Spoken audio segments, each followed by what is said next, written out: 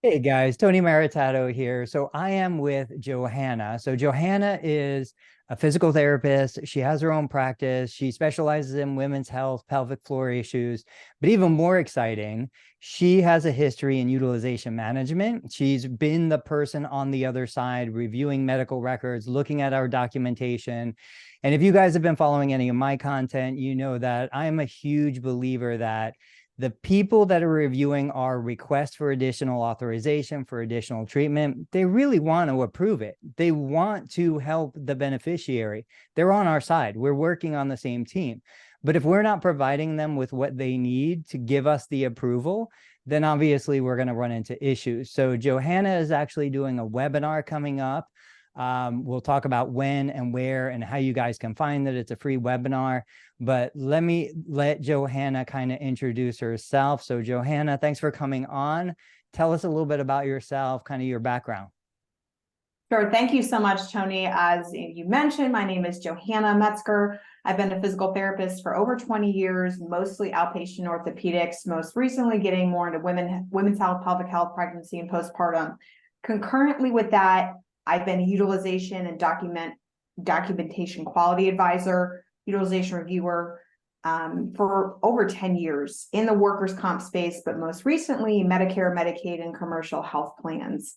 So as I opened my own practice about a year ago, specializing in that whole jazz, and we all know pelvic health is needed, but also seeing over 7+ years, almost 10 years of clinical review, it is a daily occurrence that I can just see the frustration of providers, hear it in their voices when I'm on phone calls, peer-to-peer calls with them over just having this projected mindset that the insurance company is the evil, the big brother, that I want to deny, the for-profit. And while we can all hold our own beliefs about insurance companies and the status of our healthcare system, one exit simply, let's go cash-based. Okay, well, that's not a reality for everyone. And yes, cash-based could be an issue, but it's not an either or, it's a both and. That you're going to have people who pay for insurance and want to be able to use it. And we need providers in the insurance-based space to realize that it is your job to advocate for your patients with all parties, with your physicians, case managers, if it is workers' comp, but most importantly, with the people paying the bill, and that is the insurance company, whether Medicare or commercial plans. And after years and years of seeing the repeated frustration, seeing the same errors made, seeing the same, more importantly, the omissions in documentation that I see, and there's a limitation that I can have as a clinical reviewer to, providers always want to know, what's the magic thing I can say? What's the magic button I push? And it's not as simple as that, but I'm now taking the time, the things that I wish I could say that I've never thought to or could, I have a 2-year-old, so life's been crazy. But this webinar, I'm hoping to knock out my top three strategies to avoid insurance denials. Nothing magic. It's really just going back to basics. And I think that's so true. So let me ask you a couple Sure. quick questions here. I've been teaching like therapists how to abide by Medicare documentation guidelines for years now. And when I look at the Medicare documentation guidelines, I pull up CMS Chapter 15. I go through what are the requirements, what are the recommendations. Let me ask you, because this is something that I've been curious about for a long time. I have to think that there's context around if a physical therapist is asking for a plan of care for 4 treatments. Patient comes in, non-post-surgical shoulder pain. I want 4 treatments that I'm going to go through, show them what to do, show them how to do it, make sure they can do it and discharge. That's probably a very different situation than a patient who presents with the same shoulder pain, but who's going to have a therapist requesting 36 visits or 58 visits or 104 visits 2 times a week for 12 months. Like, is there anything that you could tell us a little bit about the difference between those short-term plans of care? How deep, how much context, how much information do we really have to present beyond just the requirements relative to somebody who's very complex, lots of comorbidities and complexities that are going to cause this to be an extended case?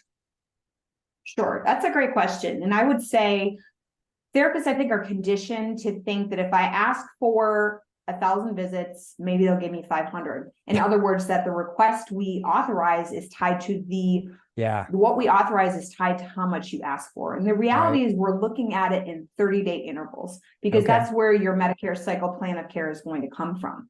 And so we really are looking at initial eval, what are the benchmarks, range of motion, quick, whatever those objective clinical findings are. We take those, the quantitative as well as the qualitative, what's the age, comorbidities, and et cetera, and put that composite picture together. And then at time 30 days, or when you're asking for authorization, where's the net change and why or why not have they improved? And we're really just looking at it more in those 30-day chunks, depending on how quickly you're using visits. So I would say, if that answers the question, I'm really truly looking at the net change. You know, if you're making an investment on the stock market, you want to know in that time period, we all look at our 401ks, especially if you're in your 40s. You want to see what the net change is then, and do I need to make adjustments? So hopefully that answers. It does. That was great. Let me ask you another question that I've been thinking about, front of mind. As we look at electronic documentation, as we look at EMRs, as we have the discussions around cut and paste and you know, how technology is changing documentation, one of the things that I've been looking more and more deeply at is what are the elements in the medical record that can be very similar across cases versus the things in the medical record that absolutely need to be unique. And I think we can all agree the patient's case history, prior level of function, pre-morbid status, all of these things are unique to the individual, medication list, things like that, they're all unique. But I wonder what kind of, you as the reviewer, what kind of information do you have across different patients from perhaps the same provider, so that if I was to see 5 patients who all had a total knee replacement, they're completely different individuals, the history, the unique information about them personally is different across cases, but maybe their goals are relatively the same, because everybody who has a knee replacement is going to have to sit to stand, ambulate stairs, walk a certain distance. So if we have these metrics that are similar or the same across different cases, is that a factor? Does that make a difference? How deeply do you look into some of those areas, those aspects, when you're reviewing something like that? Sure, great question. So I think anything as far as CMS Medicare goes, they want to know ADL related function and where is the functional loss. So you can have a 50-something-year-old with a knee replacement or an 80-something-year-old with a knee replacement. Arguably age, we're going to see 2 different scenarios, but I'm still looking at what is the starting point of that person's ability to sit to stand, level of assist, you know, are they lacking knee flexion, specifically with knee range of motion, flexion, but to me, extension, I personally, anyway, dialing it back, I am looking again at that initial status and what are they progressing to at that time, 30 days, 60 days, et cetera, et cetera. So it really is, to me, what do they look like movement wise? Please don't tell me you're in pain. They are in pain. They literally had stuff drilled into their leg. Pain is not an impairment. Pain may drive impairment laws, or they may drive, but pain is not an impairment. Sorry. But that's a great question. You have to take every case on its merit. And what I would say is, if this case were on trial, is there enough evidence to convict or enough evidence to support? Would the judge have enough evidence to issue a warrant? Obviously, we're talking about real people, but insurance companies, I know you said insurance companies to an extent are the customer. They're paying the bill. On the back end, the member or the patient is their customer. So by default, yes, but you know, in a cash-based, the messaging is, oh, let's get that, you know, we're avoiding insurance companies and F to the insurance companies. I'm with you. Full disclosure, my practice is cash-based. I'm out of network for reasons, but I still believe this information, when I was treating up until the pandemic, it's just too infuriating to me. If I were still treating in the clinic, that I would want people to know, and just be mindful of when you document, because your documentation is the number one way you advocate for your patients. And if you don't want to be sitting on the phone for peer-to-peers, which they are important, but there's so many times that I'm like, this meeting could have been an email. Yeah. And if I can save you time spent on the phone, then I'm about that. So that's awesome. Well, I want to be respectful of your time. So give us an idea of what kind of stuff you're going to be talking about during the webinar.